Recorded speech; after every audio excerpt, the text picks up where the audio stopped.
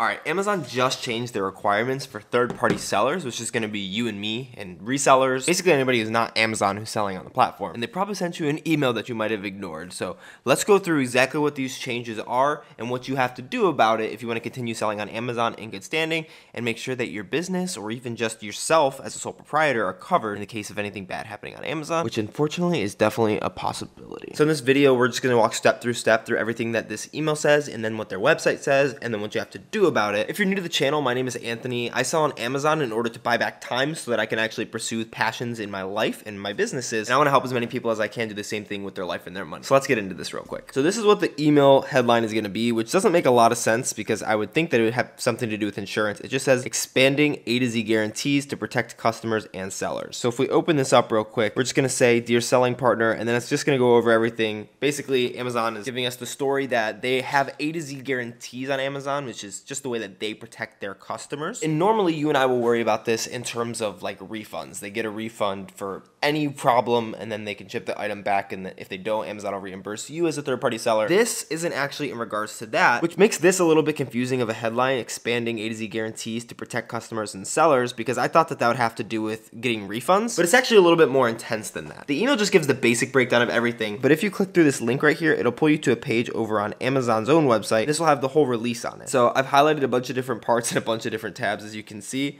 and we'll kind of walk through it and show everything that's important. Now, the first major thing, which is what was a little confusing, is that this isn't in regards to refunds. It's in regards to property damage or personal injury that's done to the customer because of an item that you may have sold. And so they're amending their policies on the types of insurance you as a third-party seller need, and I honestly didn't even know that this was something that I had to have on my radar. I hadn't crossed the threshold for needing this yet, but I probably will very soon because they lowered the threshold a little bit just to make sure that more people had this insurance that we're going to talk about. And so scrolling down further in the page, they go on to explain how claims are actually done on Amazon. It says a customer may make a claim under the A to Z claims process by contacting customer service, and then they'll work with the external independent claims adjusters to gather relevant information and attempt to filter out fraud, abuse, or frivolous claims. And then they will notify us of claims that are valid, and then resolution of these depends on the amount of the claim and whether we have uploaded proof of commercial liability insurance required by the Amazon Service Business Solutions Agreement. That agreement you probably didn't read through all the way if you're anything like probably 99 to 99.9% of people who sell on Amazon. And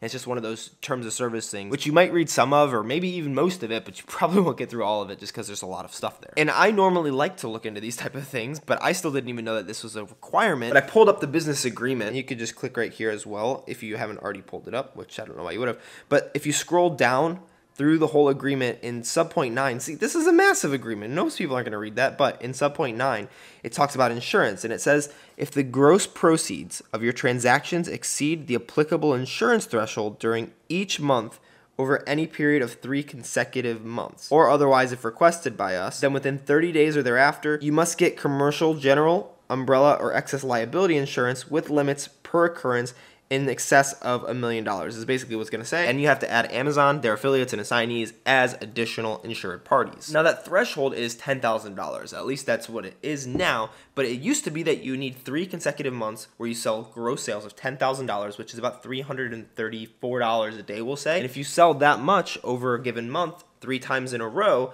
then you need to make sure that you have this liability insurance within 30 days after doing that. Now, like I said, I hadn't done that before, and so luckily I hadn't needed to worry about that, but they can also just request this at any point, which is something that we'll get to as we work through the press release that they just put out. Now, luckily, in order to make this a little bit easier with these changes, for customer claims of $1,000 or less, Amazon will actually resolve it through concession to the customer and will not request reimbursement from you or the insurer. But that is if you provide proof of insurance. So if you don't have insurance, they can still request that from you, even if it's just $1,000. But the big problem is make sure that you actually get insurance on file, because if you're required to have insurance or that they request it and you do not provide coverage within 7 days, then they will expect you to reimburse for any concession that they grant to the customer to resolve the claim. And they can enforce this by withholding funds from your disbursements that equal the amount of the concession. But if you disagree with that, you can always appeal it within 30 days. And that's kind of a refrain throughout this. You'll have 30 days to appeal anything. But for claims above $1,000, you or the insurer must handle the claim directly with the customer. And if you've already provided insurance to Amazon on the business insurance page, then they will notify the claim directly to your insurer for handling, and you don't really have to worry about it. Otherwise, they'll notify you and you have to respond within 7 days. And then once you resolve the claim, you just have to give Amazon a signed agreement saying that there's no more liability for you or for Amazon and that everything's been resolved. But then they go on to say that if you're not cooperating or things are just taking arbitrarily too long, they can actually just go and resolve that for the customer themselves,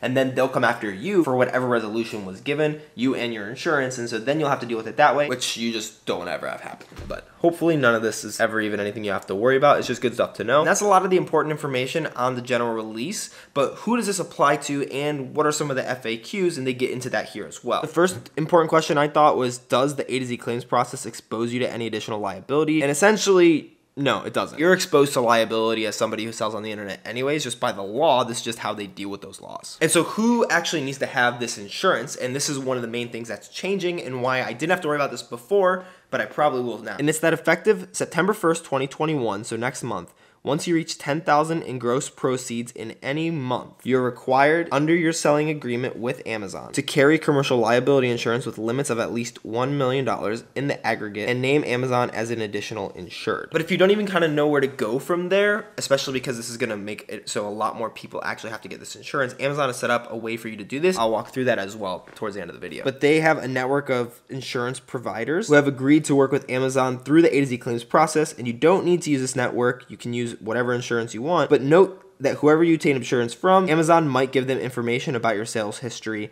on Amazon and about any claims on your products, which honestly just kind of makes sense. And then these are the requirements that Amazon has for the policy that you're going to need for them if you reach the threshold. But if you decide to go through their own system, all of that should already be worked out in the policies that they have kind of preset with the different companies that they work with. And then kind of a big question that you might have is what happens if you don't have insurance? So once you reach certain sales thresholds, obviously you have to get the insurance. We talked about that. But if you don't get the required insurance, they will seek reimbursements for the cost that they incur even in just resolving the claim. And then beyond that, they can also restrict you from selling in a particular category or suspend your account until you provide proof of insurance. And you just don't want to worry about that. You got to make sure that you can maintain your selling privileges. And so if you're at that threshold, this is something that you're going to have to get, even though it might cost a little bit. It's one of the prices that you're going to have to pay, especially just because it makes sense, because if you sell something to someone and it injures them or somebody in their household, then they can actually sue you for that because you're the person who sold it to them. And then beyond that, if they do end up restricting your ability to sell, they are not required to send any notice of doing that. But if you aren't required to have insurance, like if you haven't met the threshold yet and a customer files a claim, they can request you to obtain insurance. And if you do provide that insurance, they won't seek reimbursement for claims less than $1,000, but they still will expect you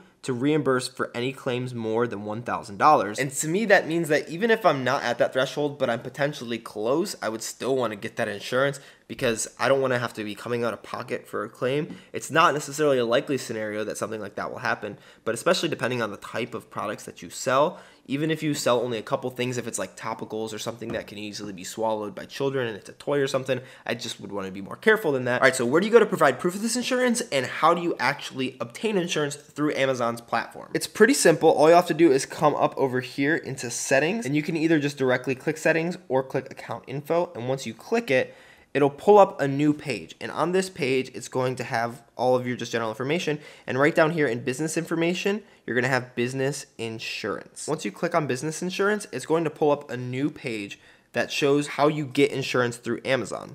And there are 3 different providers, at least that I see. This might be different for you, but 2 of them are actually comparison sites, so they're kind of brokers, and the last one is Next Insurance, which is a provider. But I've already actually gone through and tried to get quotes for my business through each of these different places, but it's really simple. You just put in all of your information. You do have to tell them which categories you end up selling in, because I think that does affect things, and things like your overall estimated gross sales, everything like that. But before I show you how each of these panned out for me, over here on this side is just kind of the FAQ page.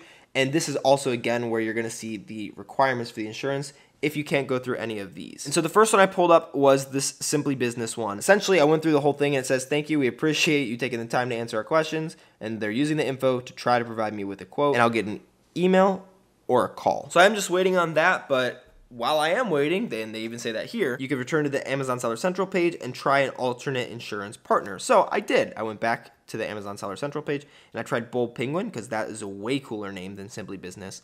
And I actually got a quote for insurance. This was through Liberty Mutual. My quote was for $644 per year, which is about $53.50 per month. In order to get that quote, I would just have to call them to buy that. Now, one thing to note is that if you're a sole prop, you're just going to be your personal name. But if you are a business, make sure that the insured party is your business because it has to match on Amazon what is on the insurance that you get. I mean, $55 a month is still pretty high. I'd obviously prefer to not have to pay that. And so I went back to Amazon and we tried Next Insurance, except I live in Florida and that's where my business is located. And I'm one of the only 2 states where Next doesn't have any e-commerce insurance. So that's brutal. I've also heard of some other places like Ashland Haddon. Reezy Resell said that he has insurance through them. And so I've gotten a quote from them before, which is around the same price as Liberty Mutual, just a tiny bit cheaper. But I think they're all probably going to be pretty similar. So I'm not going to tell you where to get it from. It is pretty easy to just get it through someone through the Amazon portal if they actually give you a quote, because then Amazon will already be an insured party. And then when you go back in to provide proof of insurance, which you can do by either clicking here or here,